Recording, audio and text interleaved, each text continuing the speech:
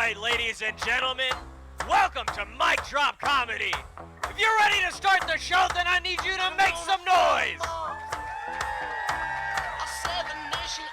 Now keep it loud for your host and the host of the Clean Comedy Podcast, J.D. Creviston.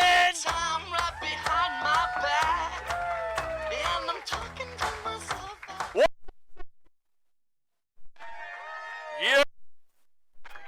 It's Friday night, San Diego. Lots of fun. Lots of traffic. Yeah. Jeez, I forgot. In LA, we have one traffic place, 405. San Diego, every place, right? I forgot about it. I lived out here for a long time. I forgot how much traffic there was. We got down here. I was like, oh my gosh, where'd all the people come from? Well, it's like Mexico. And I was like, yeah, that makes sense. Makes sense. So, I found out that I have sleep apnea recently. Yeah. No, it's not a bummer. Do you know how you find out you have sleep apnea? Someone gets tired of you snoring right next to them. That's how you find out. There's no real test for it. My wife just nudged me. She's like, hey, you should go see somebody. I'm like, okay. So I went to go take a sleep apnea test. They give you an at-home sleep apnea test. It's a kit that you have to put on before you go to sleep. It's got a box that goes on your chest, a little belt that goes around your waist, a little hose that goes in your nose, and then a heart rate monitor that goes on your hand and wrist. So I put it on. I look at myself in the mirror and I'm thinking, I look like a low-rent Kmart version of Darth Vader. You guys remember that scene where Darth Vader first comes out? I'm that. That's me. I'm looking at myself like, this is terrifying. So I go to bed that night and I feel disgusted with myself. It's the most gross feeling I've ever had in my life. I get in bed. My wife's next to me. And I'm just like curled up in a ball in the fetal position. She's like rubbing my back. She's like, it's okay. It's okay. This is good. You need this test to find out what's going on. I'm like, all right, whatever. So she keeps rubbing my back. She goes, I love you. I go, I love you too. She rubs my back a little more. She goes, do you want to have sex? Now, I know what I look like, right? I know what's going on. But I'm like, I'm up for some pity sex. Let's do this, right? So I roll over. She gets on top, and she's going to town. You know what I'm saying? We're having fun. But the whole time I'm thinking, I've got a heart rate monitor on. These people are going to think I'm having a heart attack while I have sleep apnea. I'm terrified. Now, that doesn't mean I didn't enjoy it. It just means I was scared. So it was the most scared 5 minutes and also the most fun 5 minutes of my life. It was amazing. That is the weirdest yin and yang situation that you'll ever be in your life, where you're just like, I might be having a heart attack, but this also might be the last time I have sex.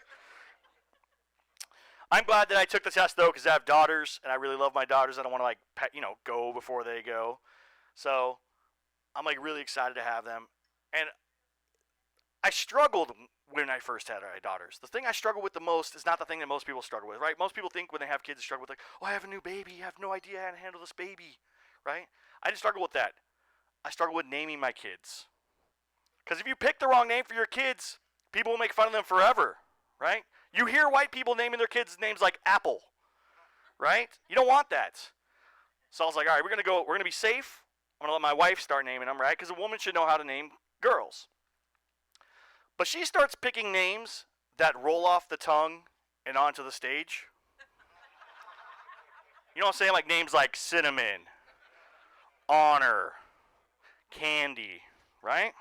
They're real dicey. Now look, I am going to take 100% responsibility for this because I married my wife and her name is Crystal with a K. That's on me, all right? I'm going to take the hit there. I know what I did.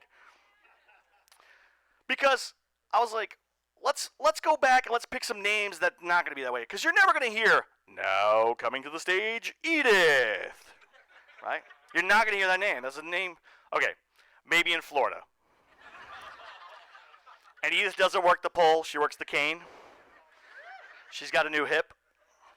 And everyone throws those Social Security checks at her. You know what I'm saying? That's how it works in Florida.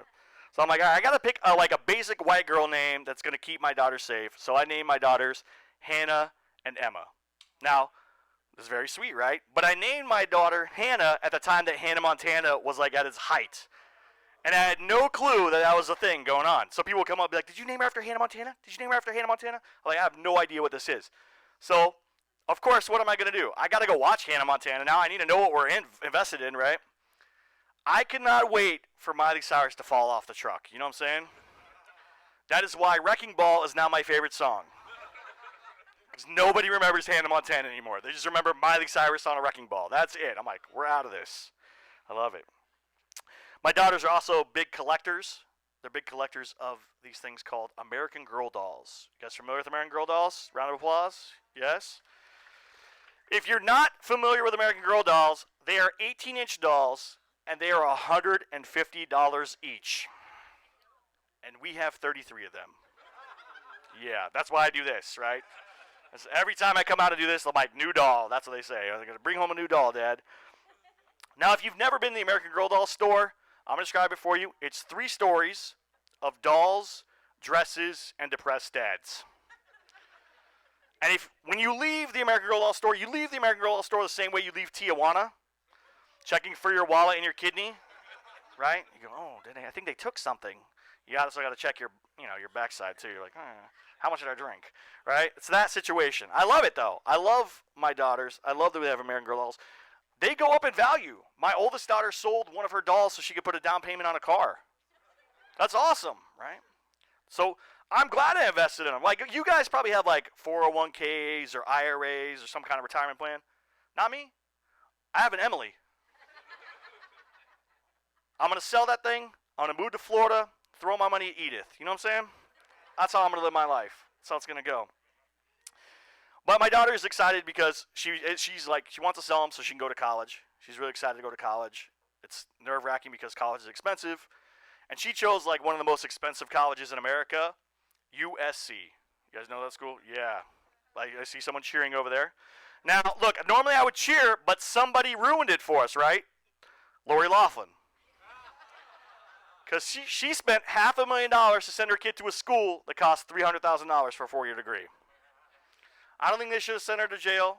I think they should have sent her remedial math at USC. Right? That would have been a more fair punishment, don't you think? Like, that would have been the way to go. My wife was arguing with me about it. I was like, man, that's really expensive. I don't want to send my kid to school. Like, I figured by the time she gets there, it will be $500,000. You know what I'm saying?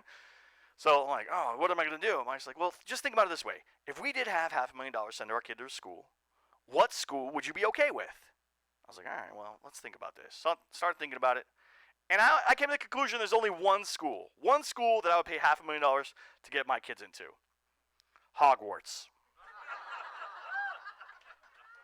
Think about it. If you leave Hogwarts, you can do some real stuff.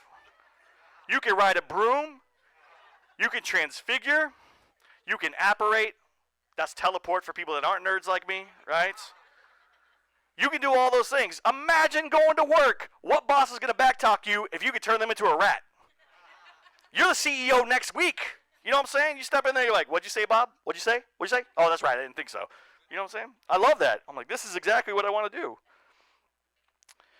I love my family. I love my wife. I love just hanging out with them. They're like my favorite people in the world. I spend all my time with them. I spend all my money on them. So my wife said, hey, maybe we should do a will. Right? Spend all my money on them anyways. When I die, I'm going to get whatever's left.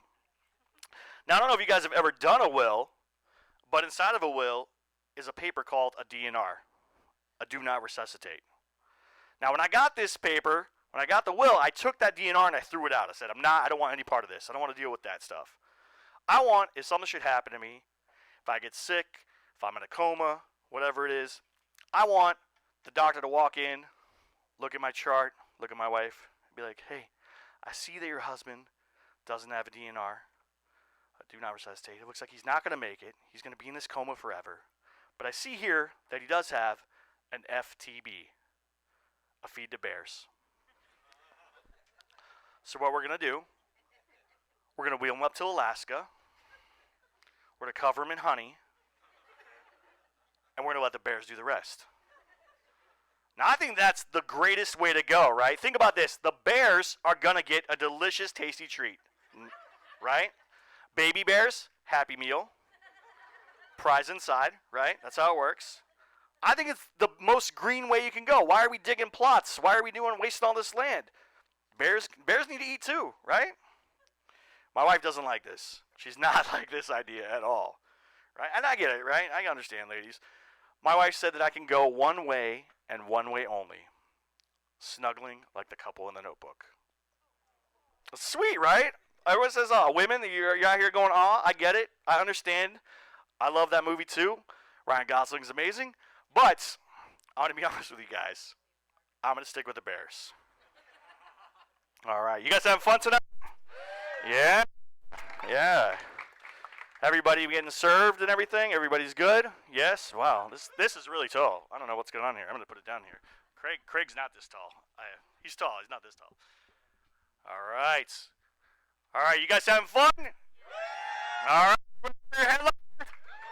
All right. Keep it up. You see them on show.